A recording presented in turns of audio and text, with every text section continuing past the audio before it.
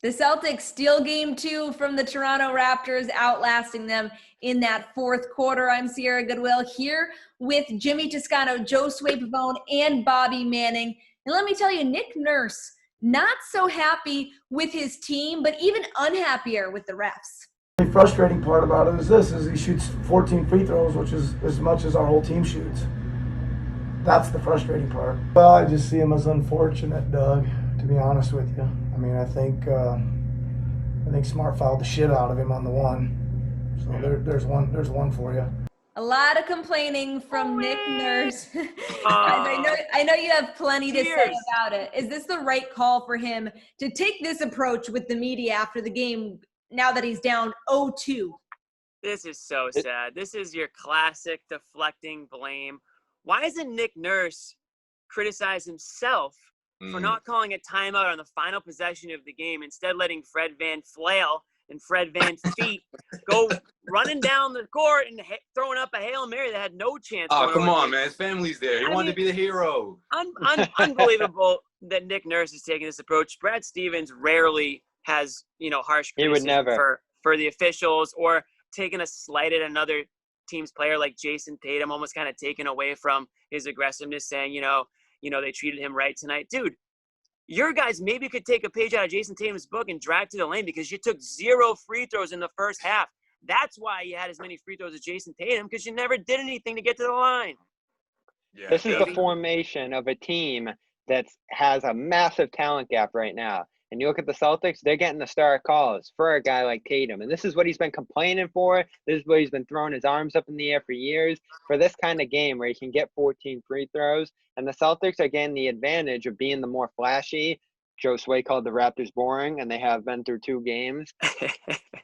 This is what happens when you're on the wrong end of this. You have to try to generate favor. The coaches who are struggling, who are behind, have to try to generate something through the officials to get their team going when you score less than 100 points in both games. That's what Nick Nurse is doing here, and it's surprising to hear from the coach of the year, but we saw Fred Hoiberg do this a couple of years ago, especially when you compare this guy's complaints about Tatum and where's Fred Hoiberg about Isaiah Thomas. Nebraska, something like that. Yeah, exactly. Yeah, shout out to my boy Fred. But yeah, I mean, I agree with both of you guys. You look at this Raptors team and guys like who can get to the free throw line. They've done this before. And for Nick Nurse to pull at that string, it's like, come on, man. Listen, Jayson Tatum, we've been talking about his ascension and what he means to the league. But when it comes to getting to the free throw line, this doesn't happen all the time. So this was, I just thought it wasn't the game to do that. It wasn't like Tatum was getting to the line 3, 4, straight times. It was sort of a quiet 15. It wasn't like James Harden. Right. If he went hard out there, or if he went hard out there for the last 3-4 minutes, okay, that's a good time to pull up that card. But Nick Nurse right there, I don't know, man. It makes him look a little weak, if you ask me. Yeah. A little bit. So I think he should have taken accountability and said, listen, I should have called that timeout. But maybe he did. I didn't see the whole press conference, but that's the first thing I would want to hear out of his mouth. And he's giving his players excuses, instead of taking accountability. The players need to take, nothing Jayson Tatum did had anything to do with Marcus Smart hitting 5 straight three-pointers in the fourth quarter, Talk about how to play better defense to prevent that. Talk about what you can do to keep Kemba Walker from scoring one of the, biggest shots of the game. Talk about those things. Don't talk about a call that was missed or a call that maybe you thought was a touch foul or, it's just sour grapes is what it is. And when you compare it to what Brad Stevens is like, you mentioned it in terms of how he comments on the officiating or rarely ever does, because we know today after the game, he commented on Jayson Tatum's technical, but in a way that said his defense on the final possession is the only way he was able to make up for his technical foul, admitting that he deserved it, even though a lot of people thought it was a soft technical foul, especially in the playoffs. Stevens thought he deserved it because he most of the time he wants his players to take that accountability. So in that way, I think Stevens has definitely been a little bit more professional than Nurse in this series, but also on the court, I think he's done a better coaching job.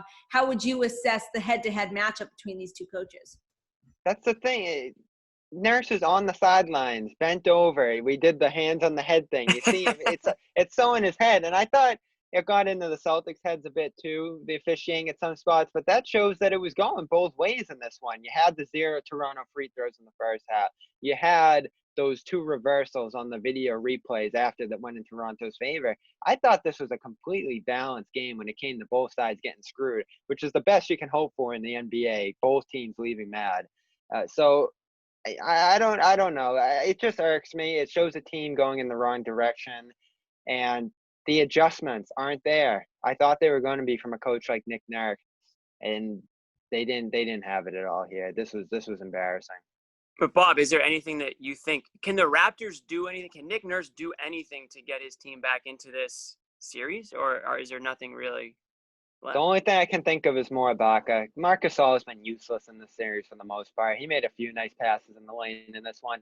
Ibaka's been great. His minutes got to go up. He played less than 30 here. He's killing them. He's a bad matchup for Robert Williams in a lot of those matchups. And I think he could challenge Tice too in the foul game with some of his up fakes and all that.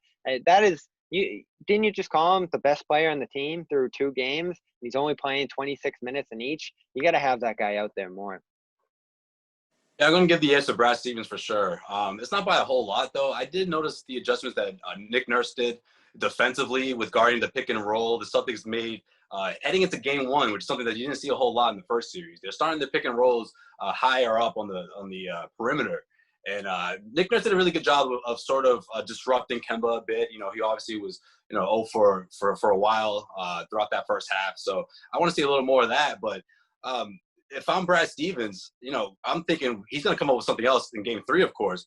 And if you're Nick Nurse, you have to really start considering other options and trying to figure out, wait, how does Marcus Smart score 5 3-pointers in a row? And I don't care where he was shooting it from, because some of those, they weren't all contested.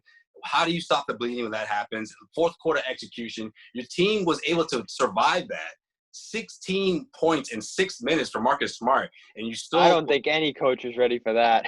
but the Raptors were still 1 point away, or it was a 2-point game, and you have to find out what sort of go-to plays will help you push through in those situations. Because I think Brad Stevens has his number there. I mean, a lot of the times with the Raptors, they'll beat you, and they'll beat you by 10, 12, or 7. When you go down the wire with a team again like the Celtics with more than one closer, I mean, that's when you can really find yourself in trouble against Brad Stevens and the Celtics. Well, yeah. You're good, Jimmy? I'm good. Yeah, I was just gonna say the one thing I think if you're the Raptors, when you are on a little bit of a run like they had in that third quarter there, where I think they went up 10 or 12 at one point, and the Celtics were playing their absolute worst. That's when, if you're the Raptors, that's when you have to keep the foot on the necks, and you have to really, just take it to them and build that 10-point lead. That's got to be 15, 20 points in this playoff series, because you can see how quickly it can vanish. And the Celtics had no business only being down 8 points when that fourth quarter started. This was supposed to be the tightest series, and we're sitting here saying, come on, Raptors, you can do it. Come on, you can hang with them. It was a tight game. It did come down to the final. It did. And it was a tight game because the Raptors didn't take advantage of, when they went on that run, they let the Celtics climb back in it right away after that. When the Celtics looked like they had the Celtics on the edge. Well, for all of our Celtics postseason coverage, you can find it on our website at clnsmedia.com. And don't forget, for all of our video content, you can find it on our YouTube channel at Celtics All Access. The Garden Report is brought to you by Manscaped. Get 20% off and free shipping with the code MAXWELL20 at manscaped.com. Take your grooming game to the next level.